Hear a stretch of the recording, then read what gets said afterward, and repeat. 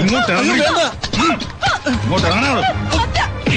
ദേവരാജൻ അദ്ദേഹത്തിനെതിരെ കേസ് കൊടുക്കാറാവടാ വന്നി.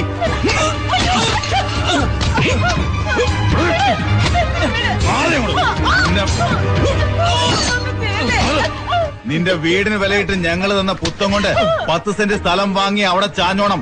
അല്ല പോലീസ് സ്റ്റേഷനിൽ കയറി ഇറങ്ങാനാണ് ഭാവമെങ്കിൽ തൊലച്ചു കളയും പരട്ട കിളവ. എന്റെ കൊക്കി ശ്വാസം ഉണ്ടെങ്കിൽ നിന്നെ ഒന്നും തറവാട്ടി വാഴിക്കത്തില്ലടാ.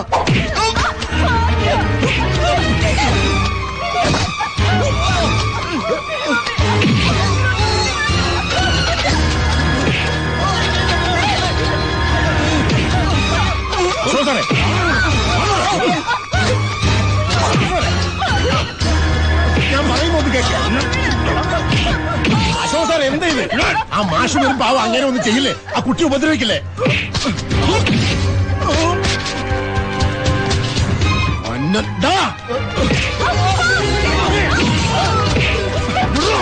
നിന്നോടല്ലേ പറഞ്ഞ അടിക്കരുന്നു.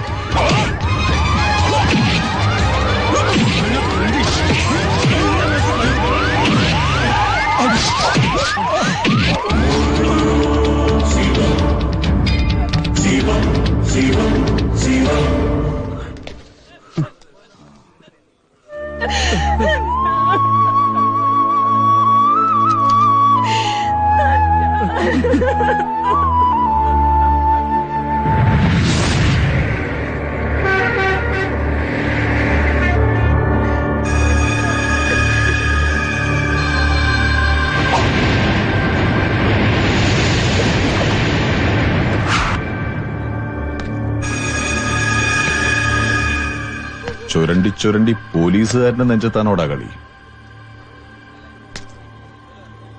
ആണെങ്കി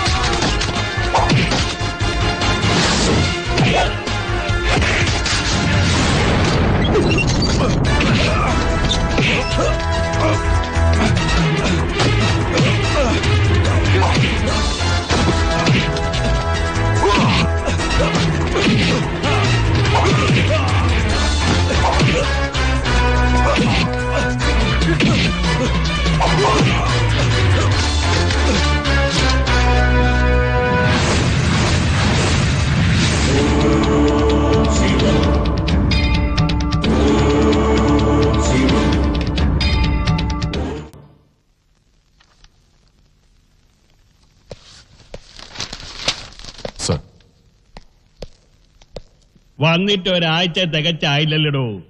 അതിനു മുമ്പ് you have become a burning pain in the ass. I don't get you, sir. You? No, ഞാൻ സംസാരിക്കാം. I will do the talking. ആ മിസ്റ്റർ ഭദ്രൻ, ഈ സർക്കാരിന്റെ പോലീസ് നയം വ്യക്തമാണ്, സുതാര്യമാണ്. മുഖം നോക്കാതെ എല്ലാവർക്കും തുല്യനീതി. ഒരു സിവിൽ സൊസൈറ്റിയിൽ പോലീസ് ഒരിക്കലും മാന്യത കൈവിട്ട് പെരുമാറരുതെന്ന് ഈ സർക്കാരിന് നിർബന്ധമുണ്ട്. എന്നിട്ടും പോലീസ് അതിക്രമത്തെക്കുറിച്ചുള്ള പരാതികളാണ് എങ്ങും എവിടെയും. നാട്ടുകാരുടെ നെഞ്ചത്ത് കൈത്തെരുപ്പ് തീർത്ത് രസിക്കുന്ന കാട്ടാളന്മാരെ ഫോഴ്സിന് ആവശ്യമില്ല. ഫോർ ഇൻസ്റ്റൻസ്, ഇന്നലത്തെ ഇൻസിഡന്റ് ഒരു കാര്യവുമില്ലാതെയാണ് താൻ ചിലരുടെ നടുറോട്ടിലിട്ട് തല്ലിച്ചതച്ചത്. ഇന്നത് പത്രത്തിന്റെ മുൻപേജ് വാർത്തയാണ്. That with a telling photograph. ഞാൻ തന്റെ സർവീസ് റെക്കോർഡ് വെറുതെ ഒന്ന് ഓടിച്ചു നോക്കി. It is somewhat sleazy. സ്വന്തം ശരി നാട്ടുകാരുടെ മേൽ അടിച്ചേൽപ്പിക്കുന്നതും കയ്യൂക്ക് കാട്ടി അവരെ വിരട്ടുന്നതും തനിക്കൊരു പതിവാണല്ലേ? ഈ മന്ത്രിസഭയുടെ പ്രതിച്ഛായ തകർക്കാൻ ഇറങ്ങിപ്പുറപ്പെട്ടിരിക്കുന്നവരുടെ കൂട്ടത്തിൽ മുമ്പ് ഭരിച്ചവരോട് ഒടുങ്ങാത്ത കൂറുള്ള ചില IAS-കാരും പോലീസുകാരും ഒക്കെ ഇവിടെ ഉണ്ടെന്ന് എനിക്കറിയാം. എന്താ താനാ കൂട്ടത്തിൽ പെടുവോ? താനെന്താ പരിഹസിക്കാണോ? അയ്യോ അല്ല സർ, പിടയുടെ മേൽ പറന്നു കയറാൻ ചിറക് വിടർത്തി നിൽക്കുന്ന ചില കൊഴുത്ത കോഴികളെയും അതിനേക്കാളും മുഴുത്ത കോഴിക്കള്ളന്മാരെയും വഹിക്കുന്ന അങ്ങയുടെ ഈ പുകഴ്പെറ്റ മന്ത്രിസഭയുടെ പ്രതിച്ഛായയെക്കുറിച്ച് ഓർത്തപ്പോ ഞാൻ അറിയാതൊന്ന് ചിരിച്ചു പോയതാണ് സർ. ഭദ്രൻ, ഞാനൊന്ന് പറയട്ടെ സർ. കണ്ടവന്റെ നെഞ്ചത്ത് കൈത്തരിപ്പ് തീർക്കുന്ന പോലീസിന്റെ കാടത്ത് അല്ലേ?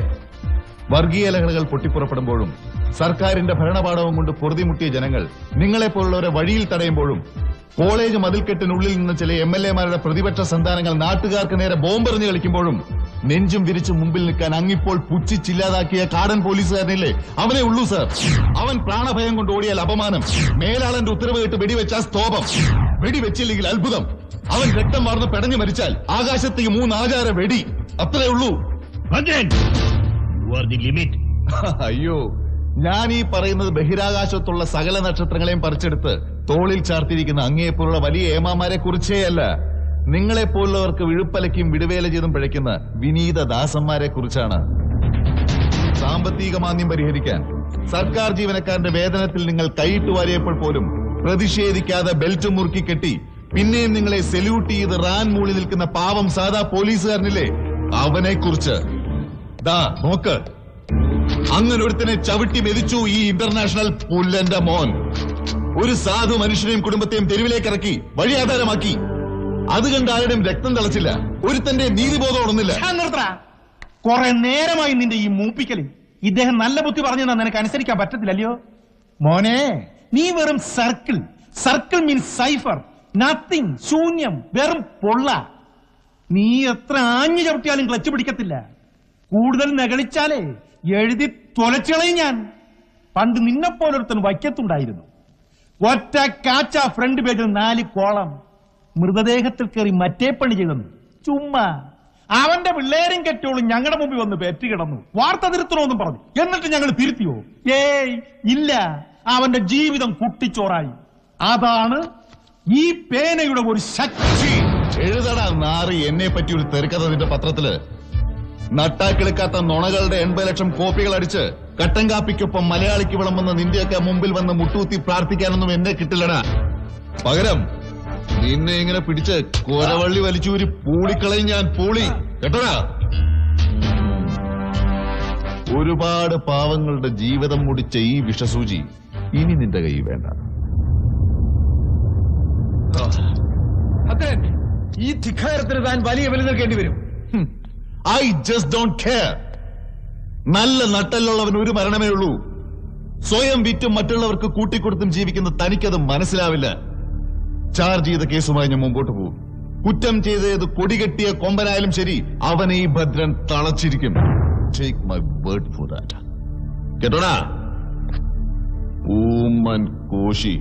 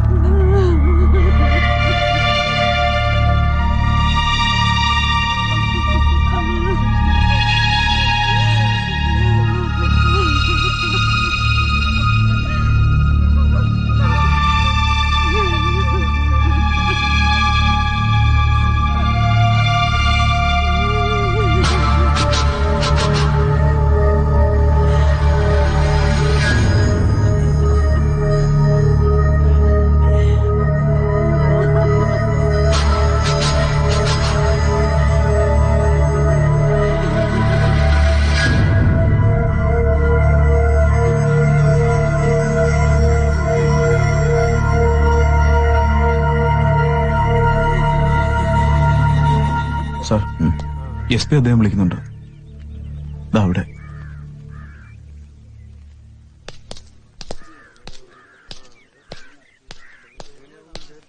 സാർ, ആ ഈ സുകുമാരൻ നായർക്ക് ഇത്ര വലിയ സാമ്പത്തിക ബാധ്യത ഉണ്ടായിരുന്നോ? അത് എനിക്കറിയില്ല സാർ. അയാളുടെ ആത്മഹത്യക്കുറിപ്പിലെ കാര്യങ്ങൾ ബാങ്ക് മാനേജർ റാറ്റിഫൈ ചെയ്തിട്ടുണ്ട്. സാറേ, ഈ പ്രദേശത്ത് കഴിഞ്ഞ 6 മാസത്തിനുള്ളിൽ കടബാധ്യത മൂലമുള്ള 12ാമത്തെ ആത്മഹത്യയാണിത്. കേരളത്തിൽ കഴിഞ്ഞ 1 വർഷത്തിനിടയിൽ ഇതുപോലെ 4000 എണ്ണമാ കഴിഞ്ഞത്. ഓ ടെറിബിൾ. എനിക്ക് അയാളുടെ ഭാര്യയോടൊന്ന് സംസാരിക്കണം. Just for the sake of it. താനും വാ. സാർ,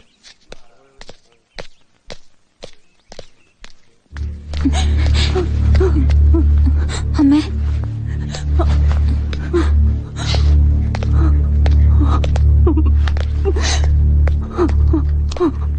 വെറുതെ ആശ്വാസവാക്കുകൾ പറയുന്നതിൽ അർത്ഥമില്ലെന്നറിയാം.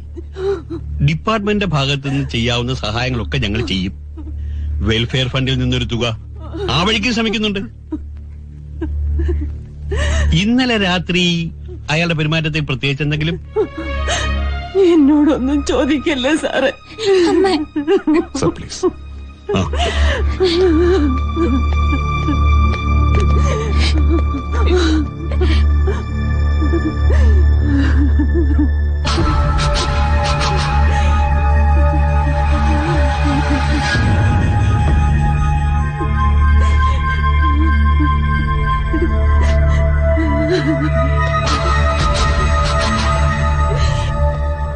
റഷീദ് സാർ, തനിക്ക് സുകുമാരൻ നായരെ അടുത്തറിയാമായിരുന്നോ? ഓ സാർ, എന്നോട് വലിയ കാര്യമായിരുന്നു. ആഴ്ചയിൽ ഒരു തവണയെങ്കിലും എന്നെ നിർബന്ധിച്ച് ഇവിടെ കൊണ്ടുവരും. അത്താഴം കഴിഞ്ഞേ വിടാറുള്ളൂ. എന്താ സാർ കാര്യം? അത് താൻ കേറ്, ഞാൻ പറയാം.